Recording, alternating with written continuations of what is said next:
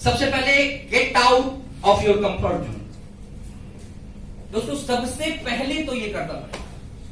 हम में से ज्यादातर लोग यहां पर जो है ना वो इसीलिए सक्सेस नहीं हो रहे हैं क्योंकि वो अपने कंफर्ट जोन को बाहर नहीं आना चाहते हैं। क्यों मैं घर घर जाऊं, क्यों मैं लोगों की ना सुनूं, मेरे को इतना नहीं करना, मेरा सब ठीक चल रहा है। क्योंकि वो जिंदगी में सब ठीक ही चलाने आया था, ठीक है ना, वो जिंदगी में सब ठीक चलाने आया था, तो इसलिए उसका ठीक चल रहा है तो वो खुश है। लेकिन कोई इस बिजनेस की वजह से या इस जिंदगी में ठीक चलाने नहीं आया था। कुछ लोग परिस्थिति को ठीक करने आते हैं, कुछ लोग समाज को ठीक करने आते हैं, कुछ और को ठीक करने आते हैं। हर किसी का मिशन अलग है इस दुनिया में आने का। यार इस दुनिया में आके जीने का मिशन अलग अलग है लोगों का। तो कुछ लोग बस इसलिए खुश है क्योंकि उनके बच्चे का फीस निकल जाता है। ध्यान से समझना आपने, उसके बच्चे का फीस निकल जाता है, उसके घर के खर्चे मैनेज हो जाते हैं, उसके मकान का रेंट मैनेज हो जाता है, और थोड़े बहुत वो मेहमान नवाजी वगैरह के लिए थोड़े बहुत ऐश मौज के पैसे भी वो कमा लेता है। कुल मिला के उसको टोटल खर्च 50,000 रुपया आता है ऐश मौज करते हुए, और बड़े 50-55 हजार कमाता भी है। तो उसको लगता है कि तो सब ठीक ही चल रहा है तो मैं सरदर्दी क्यों पालूं। बात समझ गए? तो उसके जीवन का एक रूटीन बना हुआ होता है, वो 50-55 में उसके जीवन का पूरा एक सेटअप तैयार होता है। उसको दिक्कत तब आती है या उसको झटका तब लगता है जब अचानक या तो वो 50-55 आना बंद हो जाता है, या फिर कोई बिन बुलाए परेशानी आ जाती है जिसको उसने बुलाया नहीं था। जैसे उसने सब ठीक चल रहा था, बच्चे की बढ़िया चल रही थी, सब कुछ चल रहा था, सब कुछ बढ़िया चल रहा था, अचानक उसको पता चला कि यार मेरे बच्चे को कुछ मेजर प्रॉब्लम है, और डॉक्टर अब कह रहा है कि मुंबई ले जाओ, 10-20 लाख खर्च करो, इलाज कराओ। और उसके जीवन में तो सब ठीक चल रहा था ना, तो उसका तो हिसाब किताब महीने में बैलेंस बराबर हो जाता था महीने के अंत में। अब उसको समझ में नहीं आ रहा है क्या।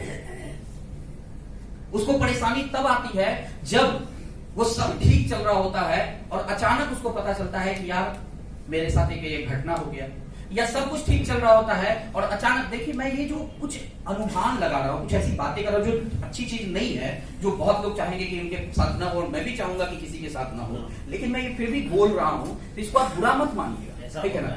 हो सकता है यार, मेरे साथ एक घटना हुआ, मैं आपको बताता हूं। मेरा एक दोस्त था यार, और बहुत ही अच्छा जीवन चल रहा था उसका, बहुत अच्छा, ठीक है। आपको मैं रियल 2-3 एग्जांपल देता हूं। बहुत अच्छा चल रहा था, सीट कवर की उसकी दुकान थी, मोटरसाइकिल में सीट कवर डिक्की वगैरह नहीं लगाई जाती, उसकी दुकान थी। निशान जी जानते हैं, कुणाल नाम था मेरे दोस्त, उसके साथ सीट कवर की उसकी दुकान थी, सब कुछ बढ़िया था, ठीक है। ध्यान से समझिएगा, तो उसकी सीट कवर की दुकान थी, तो जिस दुकान पे उसकी दुकान चलती थी ना, ध्यान से समझना मेरी बात को सर, जिसमें उसकी दुकान चलती थी, उस दुकान को उसके फादर ने जमीन खरीद लिया।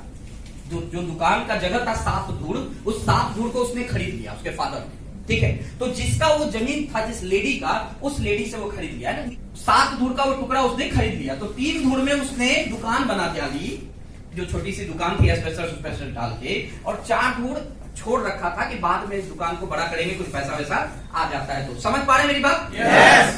हुआ ये कि जिस लेडी से उसके फादर ने दुकान खरीदी थी, वो लेडी देहांत कर गई, बुरी थी देहांत कर गई। उनके पति पहले देहांत कर चुके थे, एक बेटा था, ठीक है, बेटा ने भी साइन किया था, ठीक है, तो रजिस्ट्री सही हुई, बेटा ने भी साइन किया, मां ने भी साइन किया। दिक्कत यह हुई कि उनके देहांत के बाद उस पर केस आ गया। क्या केस आ गया? कि उनकी बेटी ने यह जमीन पहले किसी को लिख रखा था। अब ध्यान से समझना, अब जिसने केस डाला उसी को लिखा हुआ था, उसने केस कर दिया। अच्छा, वो पहले से भी जान रहा था वो गलत था, बट देखो सर, पावर का खेल है दुनिया में, वो गलत था, उसके बाद भी उसने केस कर दिया। उसके फादर केस लड़ते रहे, मुझे क्या, मैंने देखा है 12-13 साल उसके फादर केस लड़ते रहे, स्टे लग गया उस जमीन पे। तो 3 धूड़ के ऊपर जो उसने एस्बेस्टस डाला था, उस एस्बेस्टस के ऊपर उसने कुछ किया भी नहीं, वैसे ही उसका दुकान चलता था। 12-13 साल उसके फादर केस लड़े, और 12-13 साल के बाद उसके फादर दुनिया से एक्सपायर कर गए, कैंसर हो गया उनके फादर को, और वो चले गए। उसके बाद केस कौन लड़ रहा था? मेरा दोस्त, ठीक है, क्योंकि उसकी दुकान थी, वहां शादी वादी हो गई थी, चला रहा था, दुकान पर केस लड़ता था। मैंने अपनी आंख से देखा, 5-6 साल उसके फादर जाने के बाद भी केस कंटिन्यू किया। लेकिन पैसे ज्यादा खर्च होते थे, कोर्ट में कचहरी में ज्यादा समय बीतता था, और करते करते वो आदमी जिसने केस डाला था वो थोड़ा दबंग आदमी था, और उस एरिया का वार्ड मेंबर का चुनाव भी जीत गया। उसने चुनाव लड़ा, जीत गया। अब वो थोड़ा प्रशासनिक दबाव वबाव दे के, जज वज को इधर उधर को जो भी होता है, जो आम जिंदगी में होता है, आप भी जानते हैं, वो सब करके उसने नक्शा वक्शा करवा के किसी तरह उसके दुकान में कुर्की करवा दी। एक दिन जेसीबी आया और उसके दुकान को तोड़ने के लिए तैयार हो गया। दुकान टूट गई और आज भी मैं जब उधर से गुजरता हूं तो वहां पे आपको भी पता है वहां पे सीधा एक दीवार खड़ा, ठीक है, दीवार खड़ा, लेकिन उस आदमी का रातों रात बिजनेस उजड़ गया। बहुत अच्छा सब कुछ चल रहा था, लेकिन आज हैंड टू माउथ है सर, हैंड टू माउथ। अब वो दुकान खोलने की तैयारी कर रहा है कहीं, लेकिन उनका डेटा, उनका सारा कुछ रातों रात जल गया। वो आदमी अगर सेफ शॉप नहीं कर रहा होता तो आज रोड पे आ गया था, लेकिन दिक्कत और परेशानी सिर्फ आई, पूंजी खत्म हो गया, लेकिन उसको हैंड टू माउथ की दिक्कत इसलिए नहीं आई क्योंकि वो सेफ शॉप करता था और कम से कम तो 5 लेवल पे है, तो पैसा भी बढ़िया कमा रहा है, तो कोई दिक्कत नहीं। हंसते मुस्कुराते हुए उसने बोला कि सर अच्छा है कि सेफ शॉप है, नहीं तो बेटा तो सत्यानाश हो रखा होता है। हमारा सब कुछ ठीक कि हम यहाँ पर बड़ा काम कर सकते हैं, लेकिन तभी होगा जब हम अपने कंफर्ट जोन से बाहर आएंगे, क्योंकि जब ठीक ठाक में हम संतुष्ट होंगे तो हमारा कभी मन उससे बेहतर करने का नहीं करेगा। और हम संतुष्ट है ना, नौकरी है, सुबह जाना है, शाम आना है, बच्चे के साथ खेलना है, कूदना है, हंसना है, बोलना है, कोई परेशानी नहीं है। 50-55 हजार का खर्चा और 50-55 हजार आता है, बात समझ पा रहे? yes. लेकिन कुछ परेशानी, कुछ दिक्कत के वक्त अचानक हम चारों तरफ से घिर जाते हैं और उस वक्त चारों तरफ से अंधेरा ही अंधेरा नजर आने लगता है, कुछ समझ में नहीं आता है क्या करें। सेफ शॉप हमें मौका ऐसा कभी मेरी जिंदगी में नहीं आने देगा जहां पर हम ऐसी परिस्थिति में कभी आ रहे हैं कि चारों तरफ अंधेरा ही अंधेरा छा जाए, कुछ दिखाई नहीं पड़े। लेकिन उसके लिए आज हमें कंफर्ट जोन से बाहर आना पड़ेगा। आज अगर हम 7 बजे सुबह उठते हैं तो हमें 5 बजे सुबह उठना पड़ेगा। अगर आज हम सुबह 7 बजे उठते हैं, 9 बजे तक तैयार होते हैं, ऑफिस चले जाते हैं, 6 बजे उधर से रिटर्न आते हैं, 7 बजे फिर घर में चले जाते हैं, चाय वाय पीते हैं, न्यूज देखते हैं, 9 बजे खा के सो जाते हैं, अगर ये जिंदगी ही जिएंगे तो दोस्तों कभी भी उल्टा पड़ सकता है। लेकिन अगर इस जिंदगी से अलग हम 2-4 घंटा मैनेज करके सेफ शॉप को बिल्ड करने का काम करते हैं तो चाहे परिस्थिति कितनी भी बुरी हो जाए, सेफ शॉप अगर पीछे है तो हम हैंड टू माउथ कभी नहीं होंगे, ये पक्की बात है।